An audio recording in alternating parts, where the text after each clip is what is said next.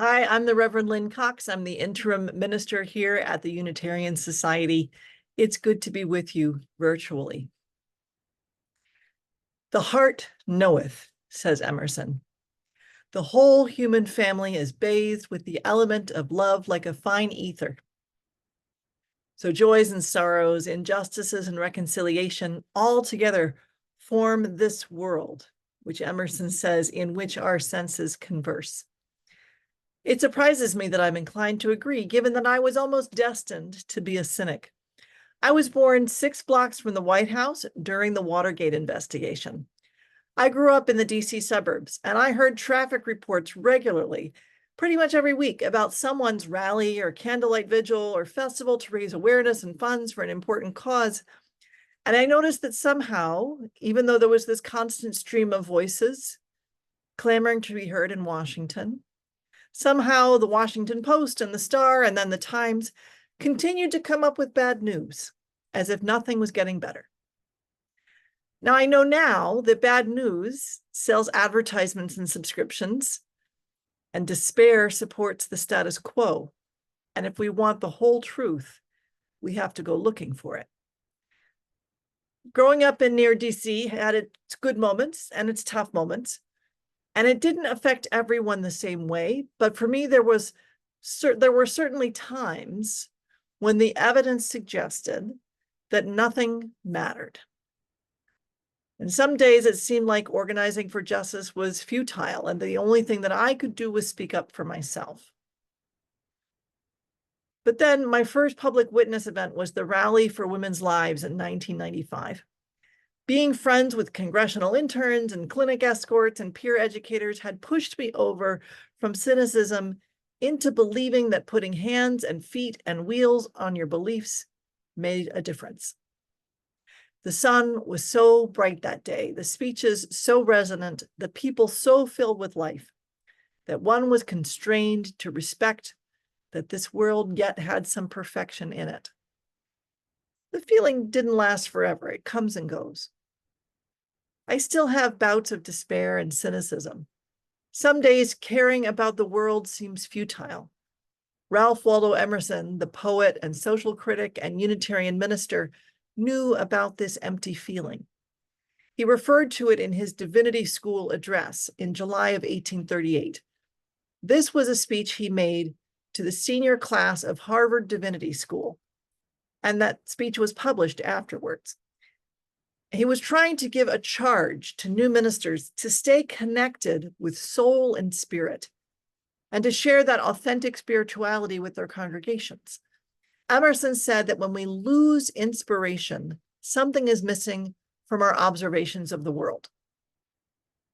Miracles, prophecy, poetry, the ideal life, the holy life exists as ancient history merely. They are not in the belief nor in the aspiration of society, but when suggested, seem ridiculous.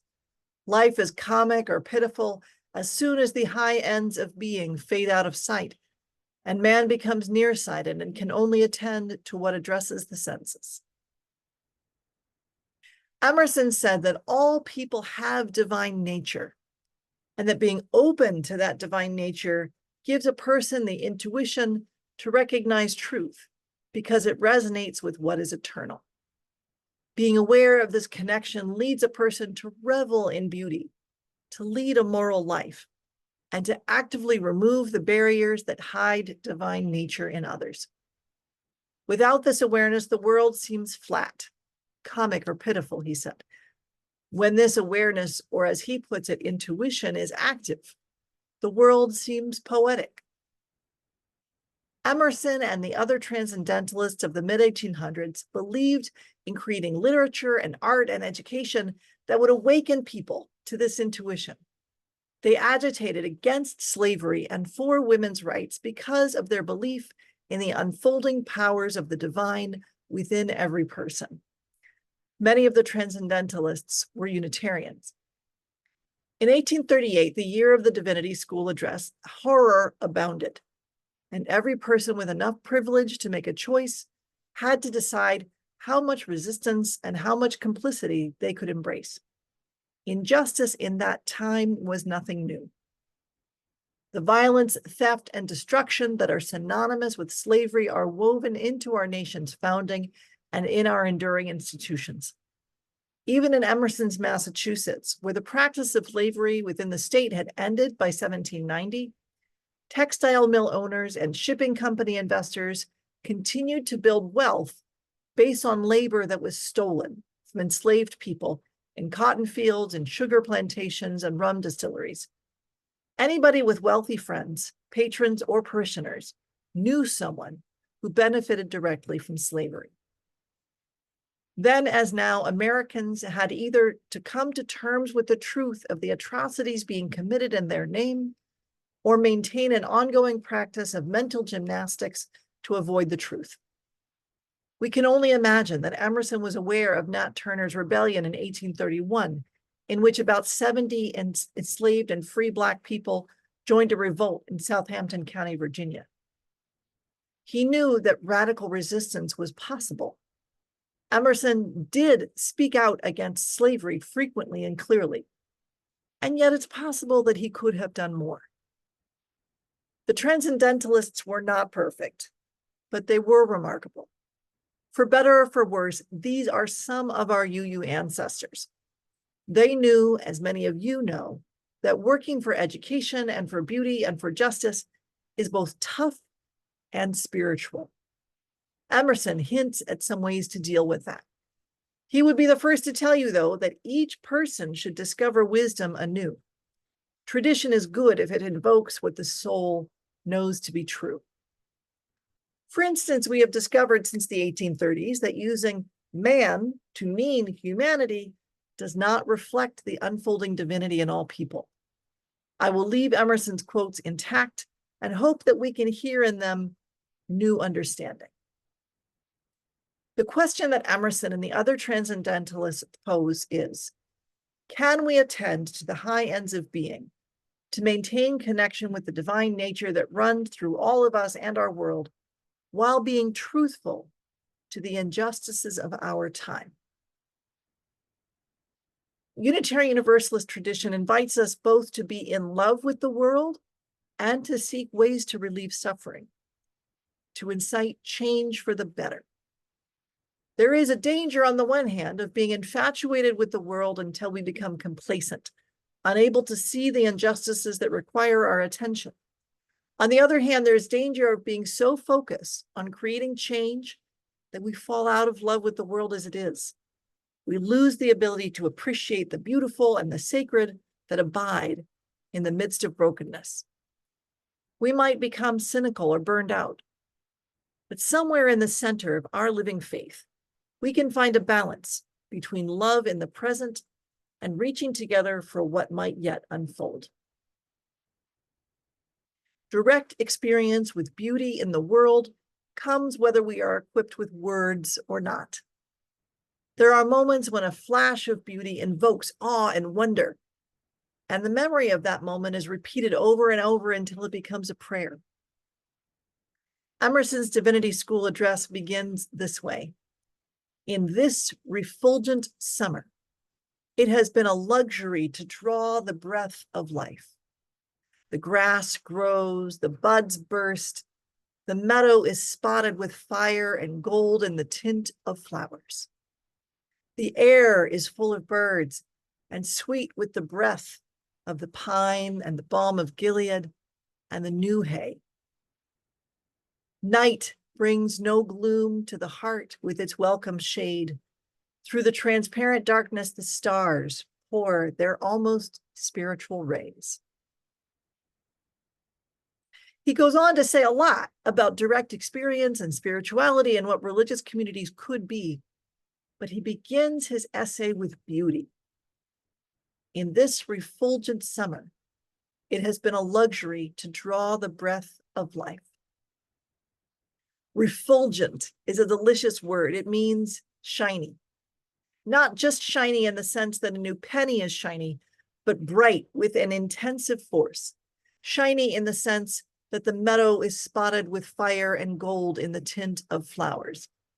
Bright, like the shine of students on their graduation day.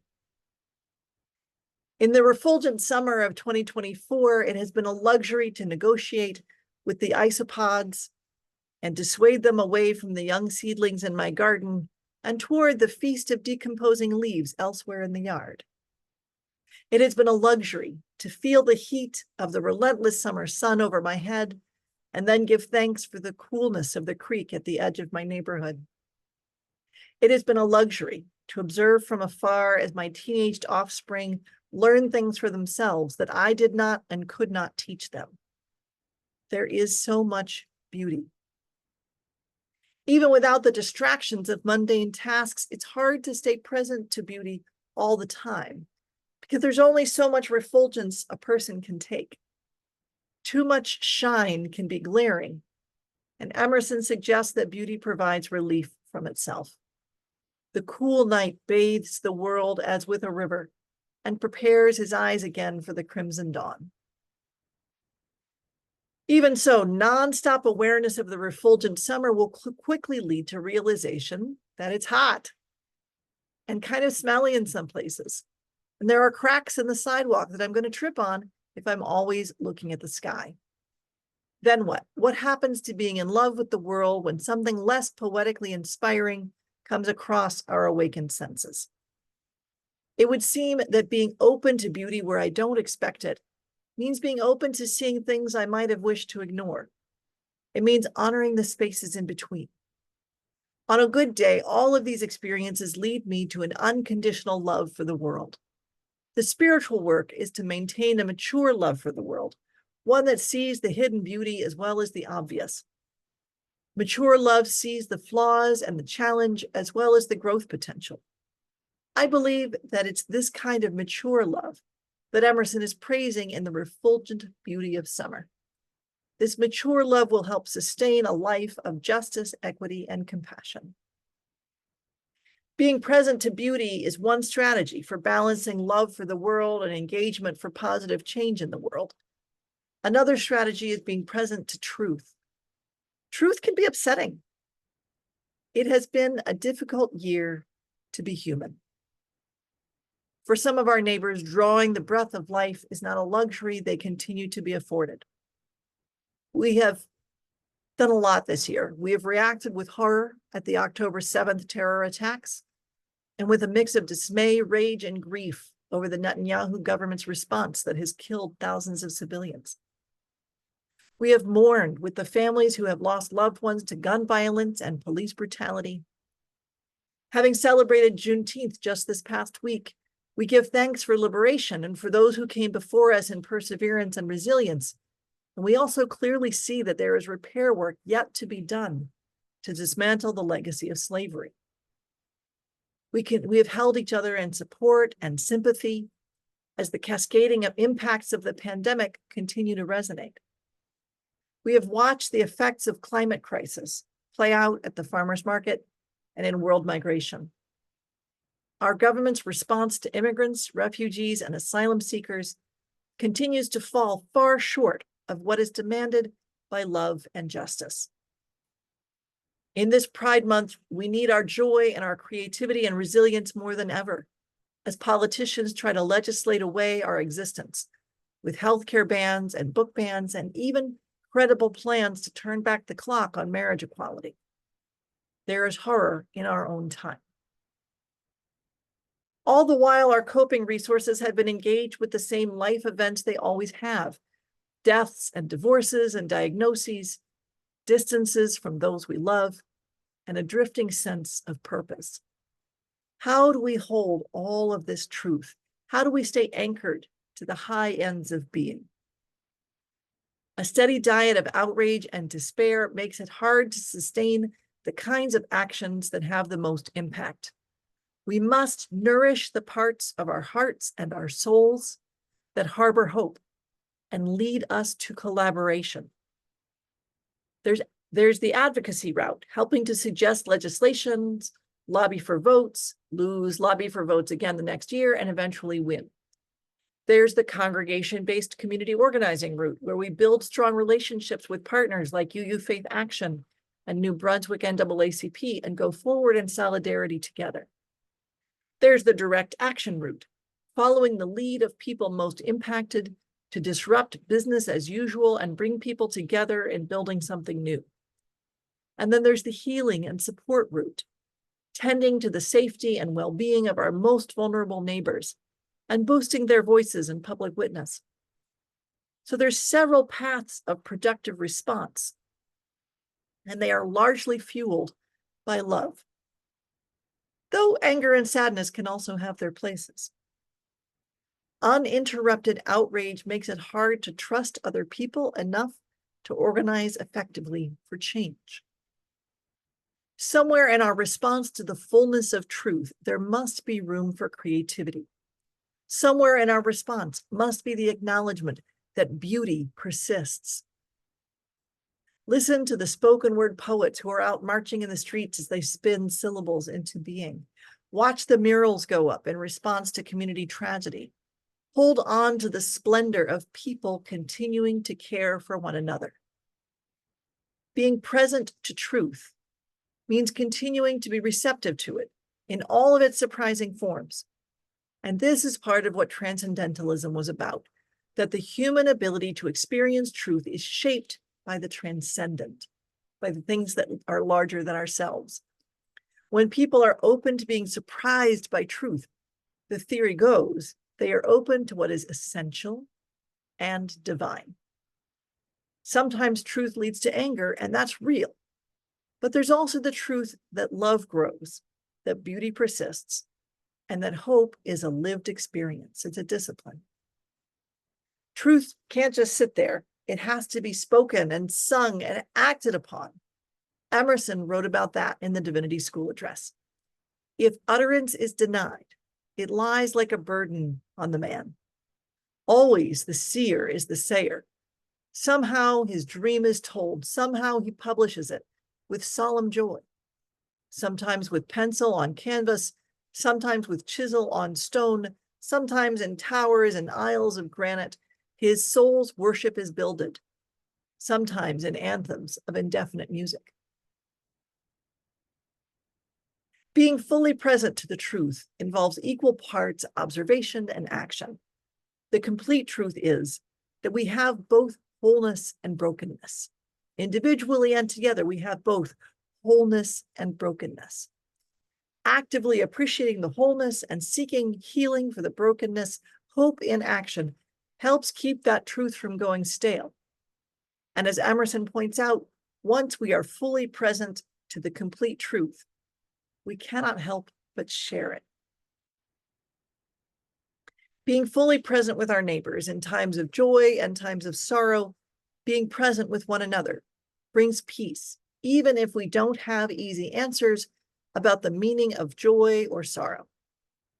In the midst of brokenness, we can love the current world and also the possible world. Be present to beauty, the obvious and the hidden. Be present to truth, even when it contradicts itself. Through these, may we become present to the faith that is kept between people in community. May the traditions of our ancestors and the revelations of your own soul sustain you. So be it. Blessed be. Amen.